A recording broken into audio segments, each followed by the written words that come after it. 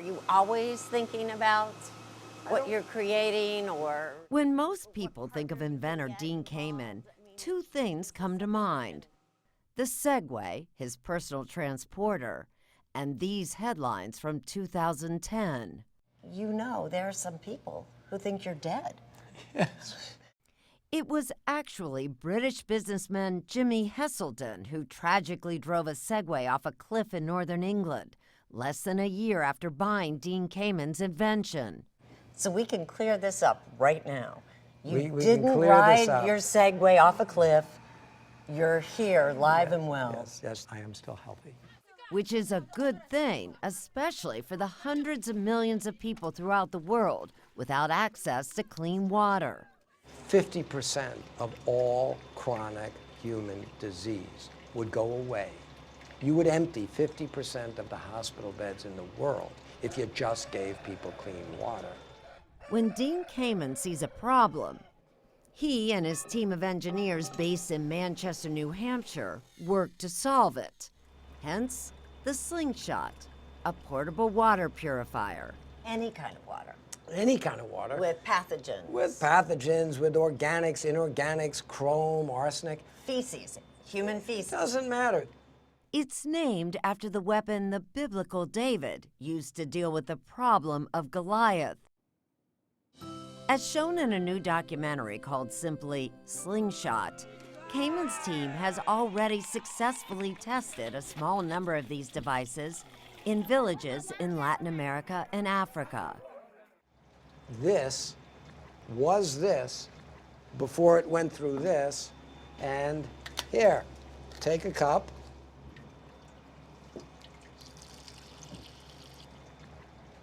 It's good water. Good water that is created using just a tiny bit of electricity. The Slingshot runs on batteries, solar cells, or even methane from animal dung. Still at a cost of $100,000 each, Slingshots are too expensive to be practical. So Kamen has gone looking for partners, starting with Coca-Cola. The company that has the capacity to put vending machines nearly anywhere was first on board. And you're not at all even a little bit uncomfortable in these small villages that you're producing clean water, but it's a big ad for Coca-Cola.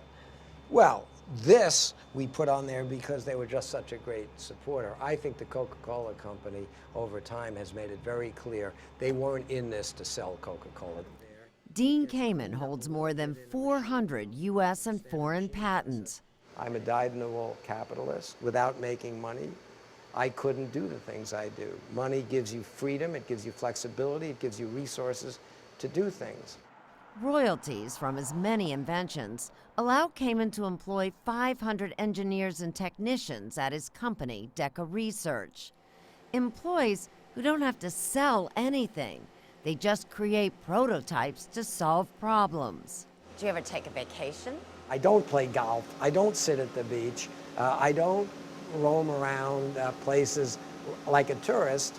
To me, a vacation is moving from one project to another. At 63 years old, Kamen still has a childlike passion for all kinds of mechanical devices and toys, and lives in a massive dream home he designed not far from his headquarters. Not bad for a kid from Long Island, New York, who, believe it or not, struggled in school because of dyslexia.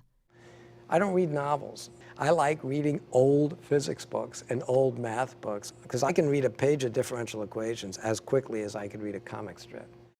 He was still in college when he designed a device that led to the first wearable insulin pump for diabetics, and later the first home dialysis machine. In 1990, he began work on a wheelchair to put the disabled on a whole new level. I have two little points on the ground. I'm like a ballerina here. Kamen calls it the iBot, the eye-level robotic chair. You're not looking down at somebody stuck in a chair. We're having a conversation. Getting around is important, but standing up is about dignity. And you and I can have a pushing contest. Yeah, we could. One of us is going down, and it's not me. Oh my God, you're right. It took 15 years and more than $50 million to to mimic how we balance and manage to stay upright. If you don't even use the controls, just lean forward to shake hands. Okay. Lean, lean, lean. Oh my gosh. Oh my gosh. Now lean back. I'm done. The iBot can negotiate curves, and with some practice, even climb stairs. It's the same technology that led to his best-known invention, the Segway. His personal transporter was introduced in 2001 with great fanfare as a replacement for the automobile. But it hasn't quite lived up to the hype. Are you at all disappointed a little bit that it hasn't caught on the way you had hoped? Well, I think it's early to say what's going to replace cars in big cities. Why get into a 2,000 or 3,000 pound machine to move a mile in the middle of a big city? I don't know what will be used, but I'm pretty sure I know what won't be used: a car. Waiting for the world to catch up with him hasn't stopped Kamen from barreling ahead on all kinds of fronts. You want to use this to pick up a grape, pick up your cell phone, hold a baby, open a door.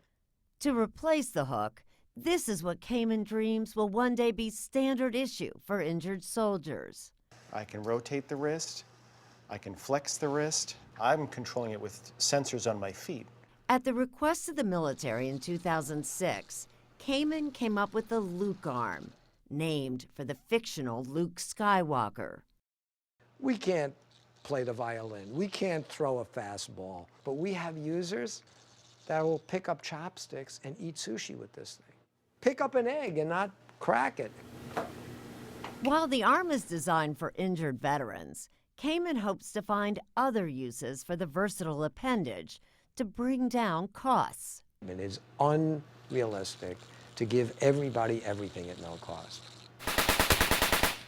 But when we as a country ask young people to go out, put themselves in harm's way and lose their arms, those people do deserve whatever we can give them. Hi, I'm Dean.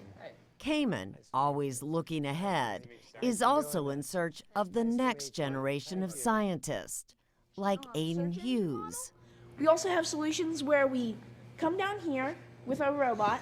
When Aiden was 7, he says he dreamed of being a baseball player. Now he's 12 and in an entirely different kind of competition. Aiden and his teammates are part of FIRST, an organization that Kamen created 25 years ago to attract young people to science by offering them the opportunity to compete with robots of their own design. This has really shown me how cool would engineering be if I were to go into that field. The average kid on the street can tell you the name of a dozen football players or basketball players or Hollywood stars. None of them can tell you the name of any famous living scientist or engineer. To date, more than 1 million kids have participated in FIRST competitions from more than 80 countries. Just last week, a live international webcast kicked off this year's competition. Kamen, who never married or had children of his own, sees these budding scientists as his legacy, passing on to them not just a love of technology, but a lesson he learned from his own grandfather. You give until it hurts. If it doesn't hurt, you didn't give enough. So I said to my grandfather, all right, I will give more than I take. But I've taken a lot. So if I can work on water for the world, if I can work on medical products to make the world a better place, then I don't have to feel guilty being in this giant playground called the universe, doing all sorts of cool, fun stuff.